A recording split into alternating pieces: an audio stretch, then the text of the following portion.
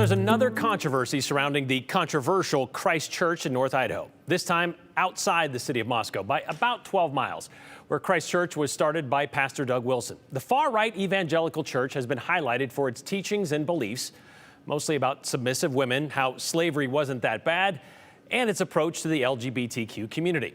Pastor Wilson was also at the center of defending a North Idaho man convicted of molesting multiple children and then officiating his wedding after he got out of prison.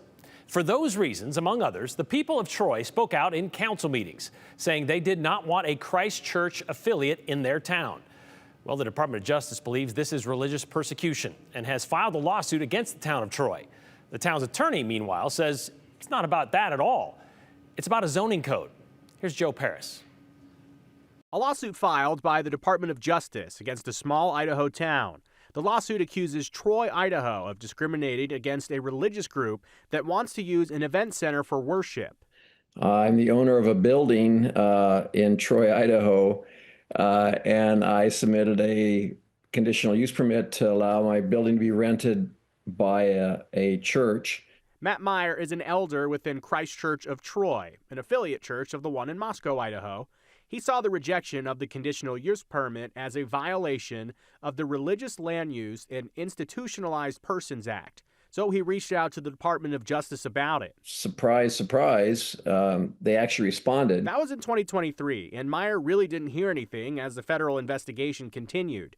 He says over the 2-year time frame, though, the church used the event space and felt it went smoothly. All the things that were raised as critical issues never came to pass. There were no parking issues. There was no traffic issues. There were no problems with the neighborhood. There was no sound. There was no anything. We aren't interfering with any churches. We're trying to maintain a 2-block business district. Todd Richardson is the city attorney for Troy. He says the city tried to negotiate an agreement that would fix the situation.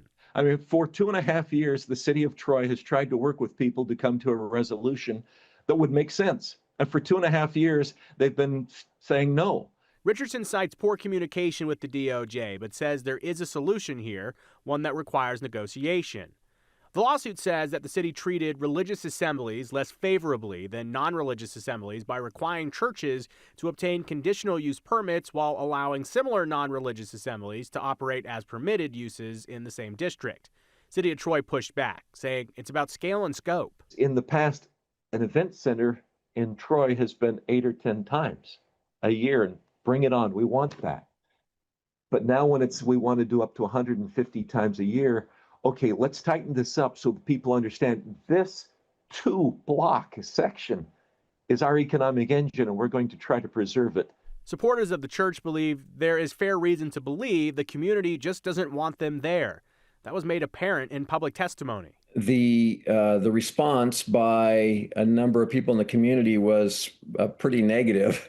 The Department of Justice agrees, writing that the CUP imposed a substantial burden on Christ Church and was based on the community's discriminatory animus against the church. We don't have anything against Christ Church, but we're asking everybody to be good neighbors and to help build the economic engine of this city instead of tear it down.